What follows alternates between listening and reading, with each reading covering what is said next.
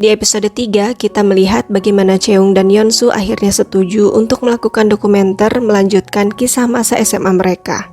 Bagaimanakah kelanjutan kisah mereka? Inilah Our Beloved Summer episode 4. Episode 4 kembali diawali dengan wawancara Cheung dan Yeonsu secara terpisah. Mereka memperdebatkan awal mula bagaimana mereka bisa berpacaran disertai dengan flashback momen itu di masa SMA mereka. Saat itu hari tengah hujan, Yeonsu dan Cheung ditinggal berdua di sebuah pondok oleh PD dokumenter.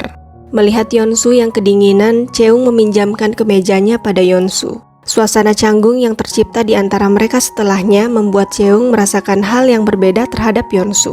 Berbeda dari Cheung, Yeonsu justru mengaku bahwa hari itu terasa biasa-biasa saja baginya, tidak ada yang istimewa.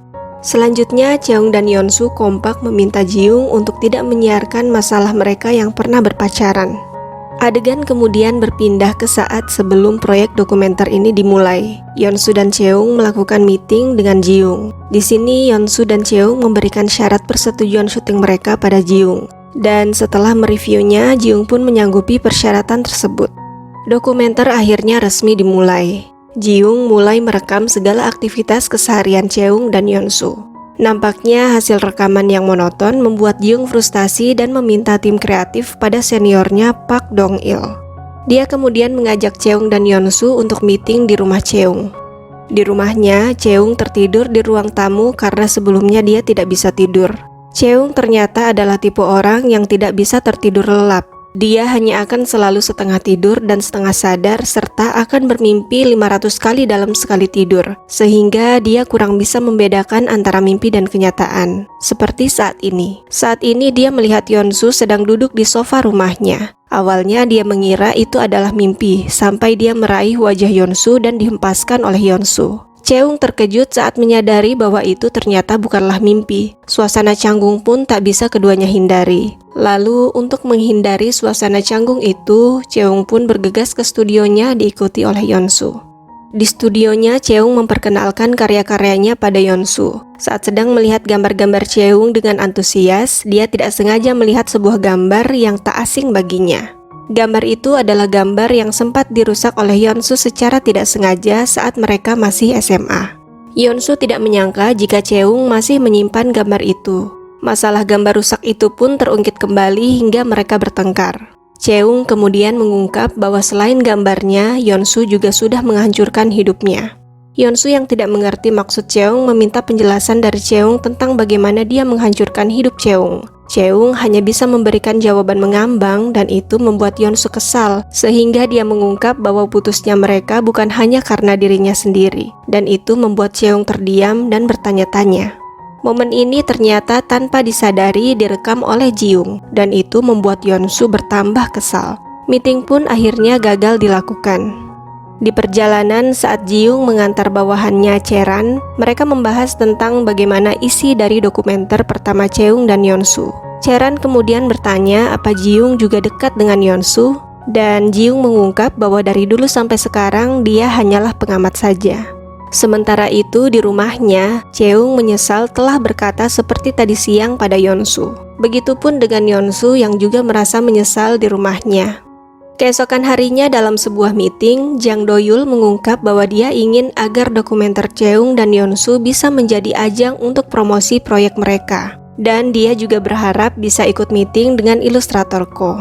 Selanjutnya dia memberitahu bahwa Sonshop akan mengadakan pesta pembukaan pada hari Jumat pekan ini. Di rumah Cheung, Eunho sedang menonton wawancara ilustrator Nua yang merupakan saingan Cheung saat Cheung datang dari studionya. Dalam wawancara itu, ilustrator Nua menyatakan bahwa karya ilustrator Ko mungkin terinspirasi dari karyanya. Atau dengan kata lain, ilustrator Ko memplagiat karyanya. Eunho sangat kesal mendengar itu. Dia akan menelpon wartawan kenalannya namun dihentikan oleh Cheung. Tersirat bahwa Cheung cukup kesal dan malas meladeni ilustrator Nua. Isu plagiarisme ini sampai juga ke perusahaan Yeonsu, dan hal ini membuat bawahan Yeonsu khawatir terkait proyek mereka. Namun Yeonsu menenangkan bawahannya dan menegaskan bahwa itu bukanlah plagiarisme. Di rumahnya terlihat Cheung yang menyalurkan kekesalannya masalah ilustrator Noah dengan memotong-motong tanaman. Jiung dan Eunho tidak bisa berbuat apa-apa melihat itu.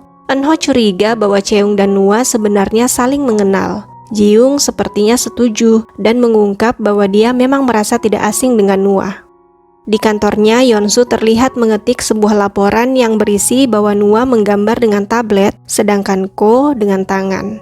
Kemungkinan laporan ini untuk membantah isu plagiarisme kedua ilustrator yang sedang hangat dibicarakan. Keesokan harinya, Cheung mendatangi kantor Yeonsu untuk meeting. Eunho manajernya meminta maaf karena akan datang terlambat.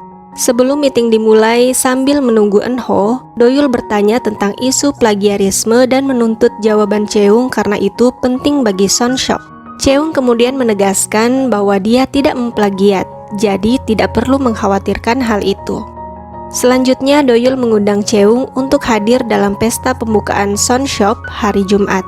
Awalnya dia tidak mau, namun setelah tahu bahwa Yeonsu juga akan hadir, dia menyanggupi undangan tersebut. Meeting kemudian dimulai setelah Eunho datang. Seusai meeting, Cheung meminta Eunho dan tim dokumenter untuk berhenti mengikutinya karena dia akan ke suatu tempat.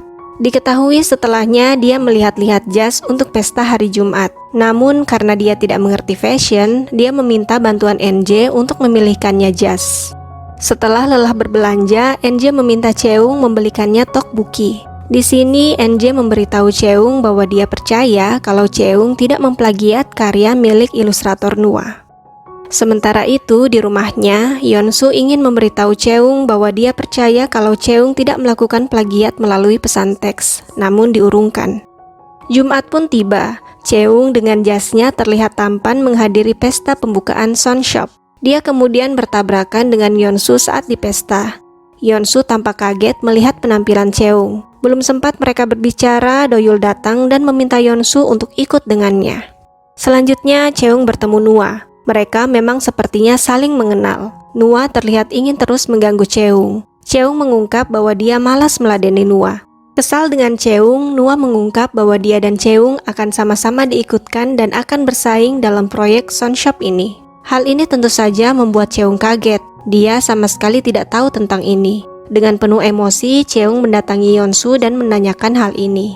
Yeonsu bingung, dia sepertinya juga tidak tahu tentang hal ini. Belum sempat Yeonsu menjawab, Doyul menyela dan meminta Cheung untuk membicarakan hal ini nanti. Seolah tidak mendengar Doyul, Cheung berkata bahwa Yeonsu lah yang menghancurkan hidupnya. Setelah itu, Cheung meninggalkan pesta itu. Kemudian kita dibawa kembali ke masa SMA Yeonsu dan Cheung melanjutkan flashback di awal episode ini saat keduanya hanya berdua di pondok saat hari hujan. Walaupun di wawancara dokumenter awal Yeonsu mengaku bahwa hari itu terasa biasa-biasa saja baginya, nyatanya hari itu Yeonsu juga merasakan hal yang berbeda pada Cheung. Cheung juga saat itu ternyata mengungkap bahwa dia menyukai Yeonsu. Dan setelah itu nampaknya keduanya berciuman. Lalu kamera dokumenter tergeser dan berhasil menyorot seorang siswa berpayung yang sepertinya adalah Jiung. Jiung melihat kejadian itu, dan seperti perkataannya pada Cheran, bahwa dari dulu hingga sekarang dia hanyalah pengamat. Bagaimanakah kisah mereka ke depannya? Nantikan di episode selanjutnya.